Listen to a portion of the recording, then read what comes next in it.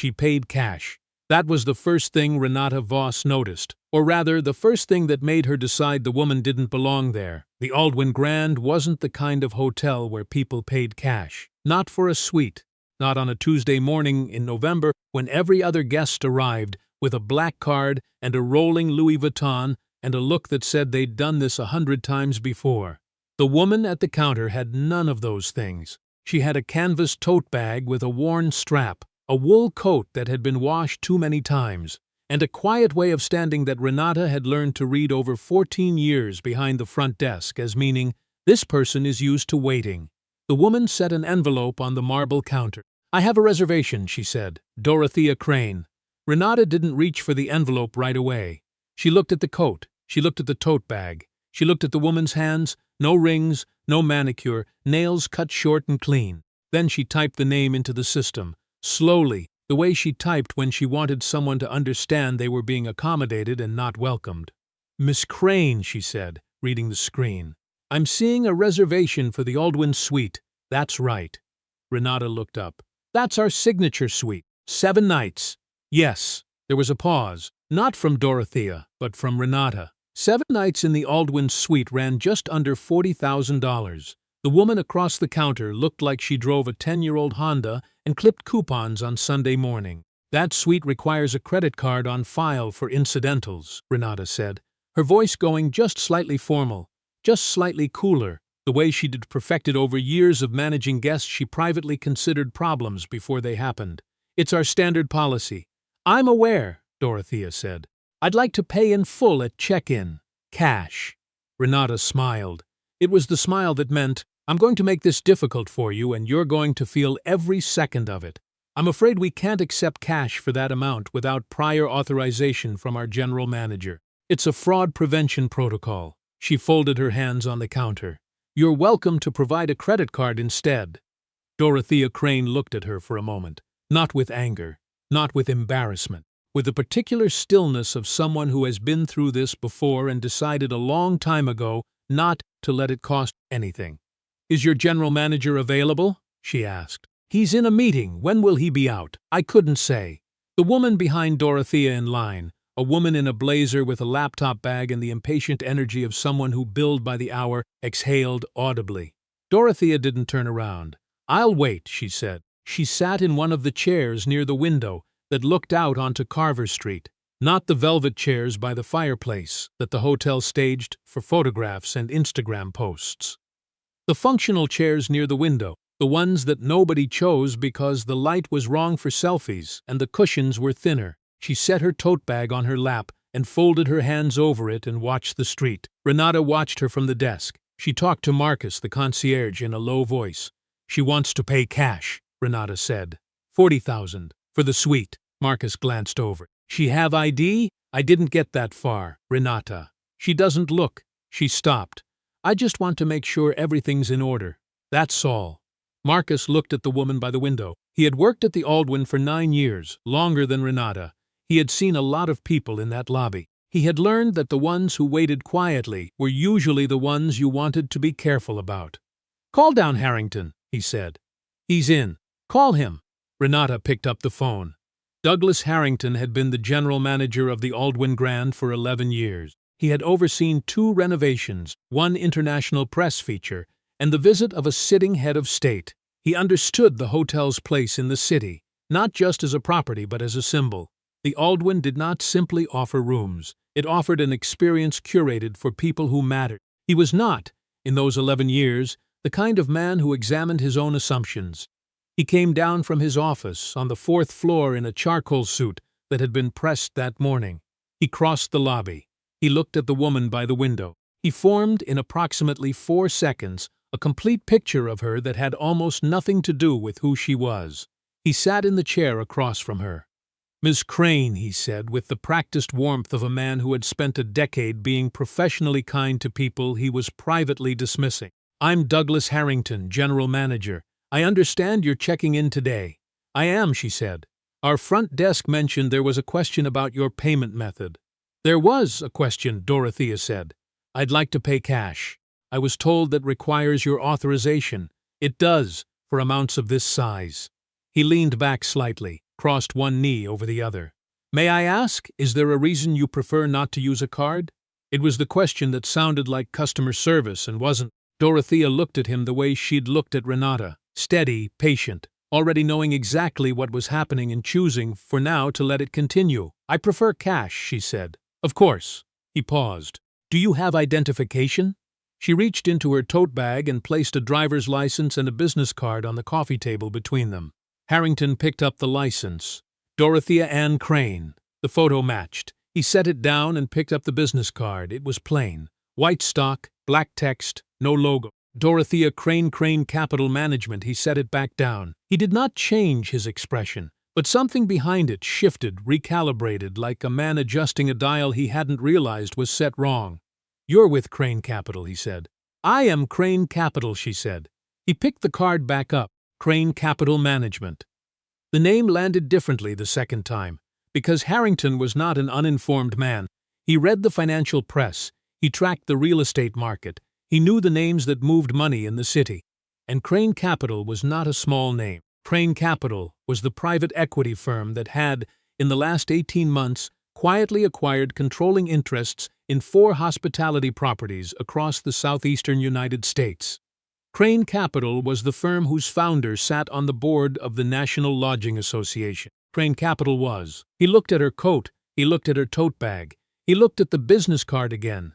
"Mrs. Crane," he said, and his voice had changed. Not completely, not enough to be honest about what it was doing, but changed. "I apologize for any inconvenience.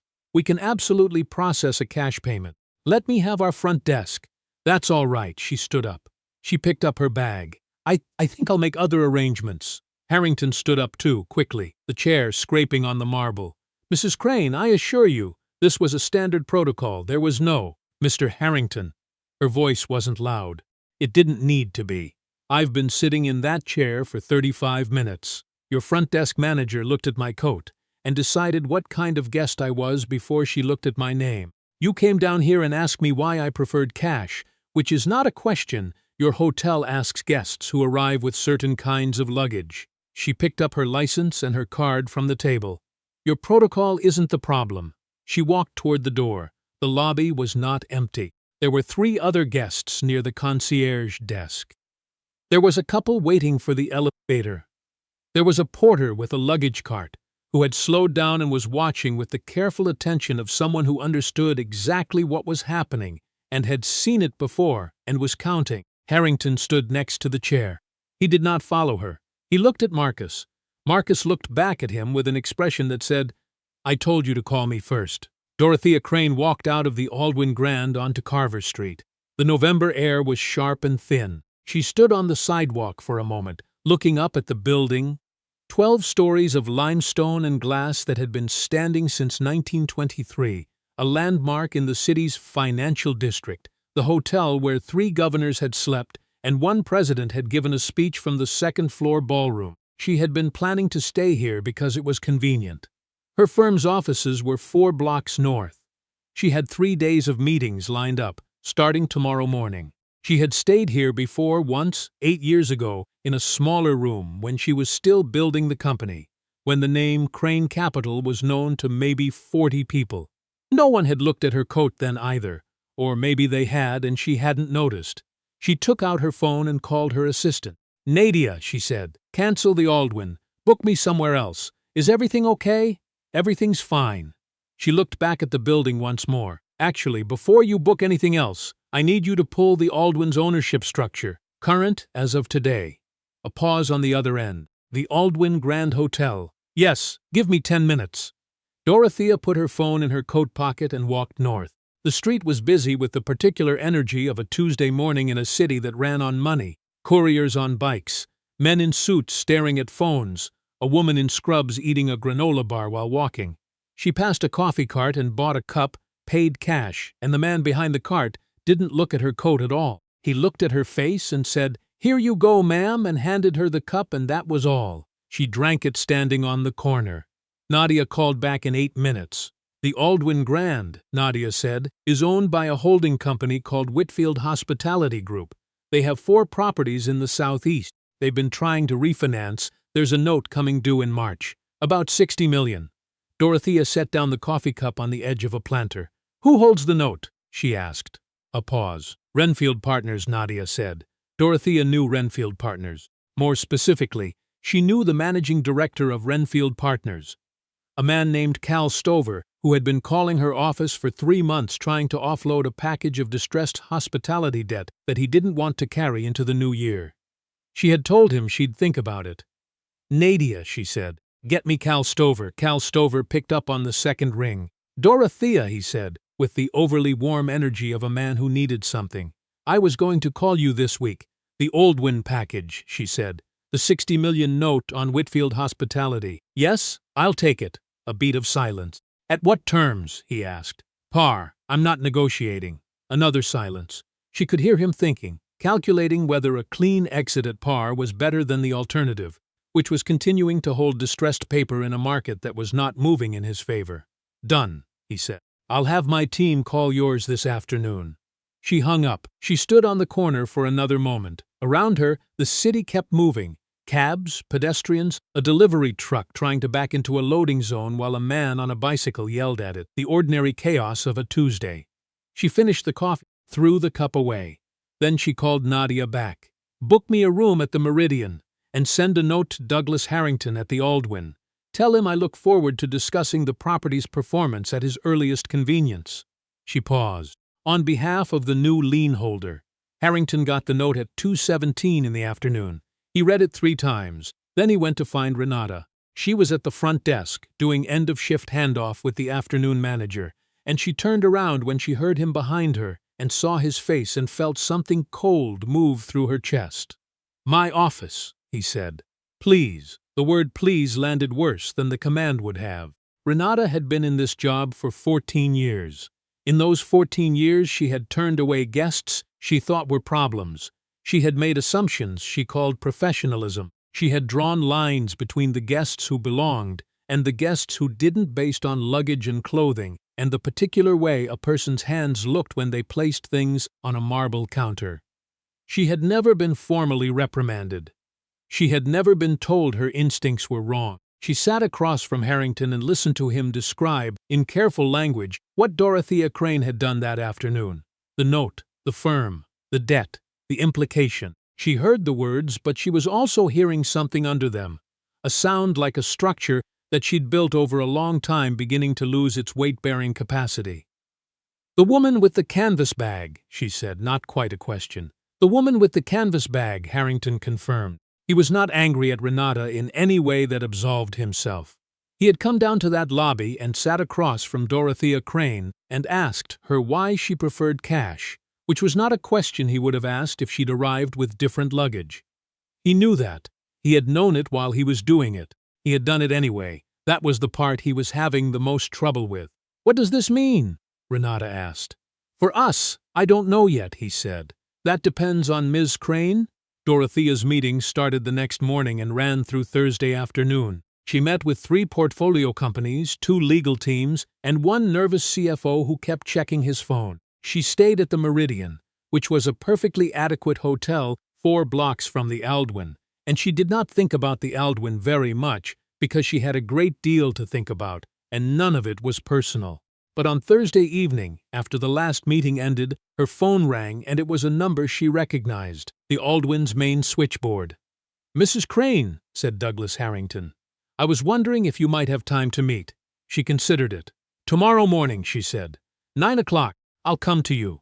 She wore the same coat. She did it without deciding to, or maybe she decided to and told herself she hadn't. The wool coat that had been washed too many times, the canvas tote bag with the worn strap. She came through the front door of the Aldwyn on a Friday morning, and the lobby was quieter than it had been on Tuesday. A few guests checking out, a porter near the elevators, the concierge at his desk. Marcus saw her first. He straightened up. He nodded at her with the serious courtesy of a man who knew more than he was paid to say. She nodded back. Renata was not at the front desk. The morning shift was staffed by a younger man who smiled and said, "Good morning, ma'am. Do you have a reservation?" And she said no. She was there to see Mr. Harrington, and he picked up the phone. She waited in the lobby, not in the chair by the window. She stood near the fireplace and looked at the room, at the limestone columns and the coffered ceiling, and the brass light fixtures that had been original to the 1923 build and been polished every week for over 100 years. It was a beautiful building. She had always thought so. She thought about what it would mean to own something beautiful that had decided, a long time ago, who was allowed to feel comfortable inside it. Harrington came down in the same charcoal suit.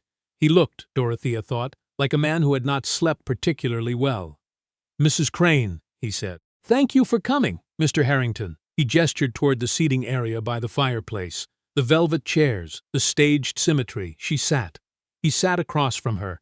There was a tray on the table between them. Coffee, 2 cups, a small arrangement of pastries that someone had thought to order and that neither of them would eat.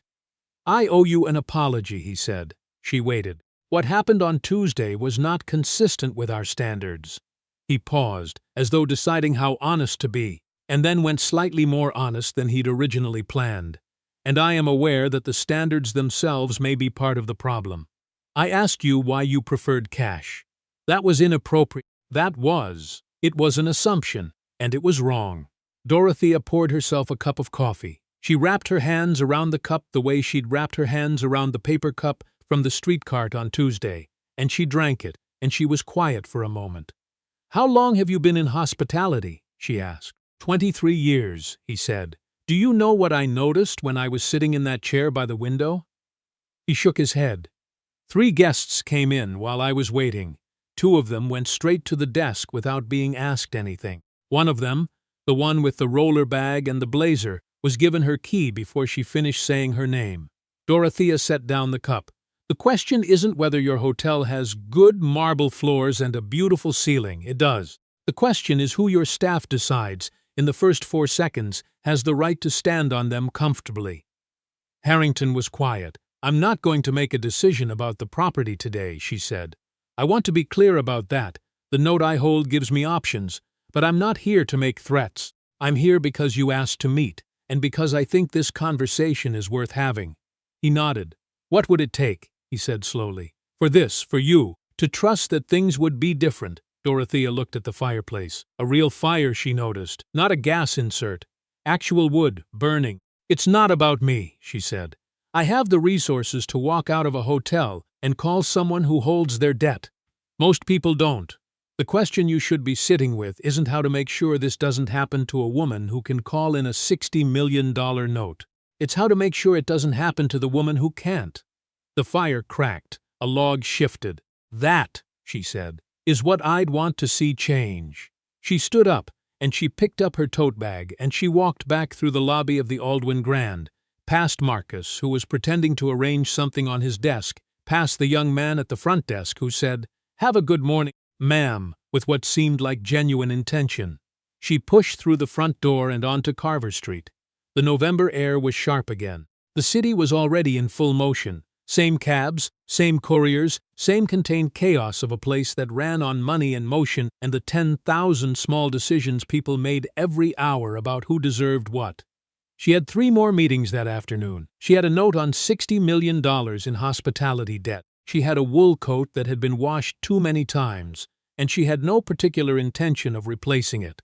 Respect doesn't travel through revolving doors. It doesn't come with a luggage tag or a black card or the right kind of shoes. The Aldwyn Grand has marble floors that have been polished for over 100 years, and for most of those years, certain people stood on them comfortably, and certain people were made to feel, in a dozen small ways, that they were being tolerated. Dorothea Crane walked in with a canvas bag and walked out holding the leverage to rewrite the terms of the whole building.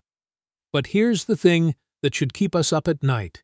And if you got to the end of this story, I think you already feel it. She could only do that because of a phone call most people can't make. The question she left in that lobby, the real question, the one Douglas Harrington is going to have to sit with, isn't about her. It's about the next person who walks in without an envelope full of equity behind them. What happens to her? If this story found you, there's a reason. Drop a comment below and tell me, have you ever been in a room where someone decided who you were before you opened your mouth? I want to hear it. And if you believe the Aldwyns of the world need to hear it too, share this, like it, stay with this channel, because we're not done telling the stories they'd rather keep quiet.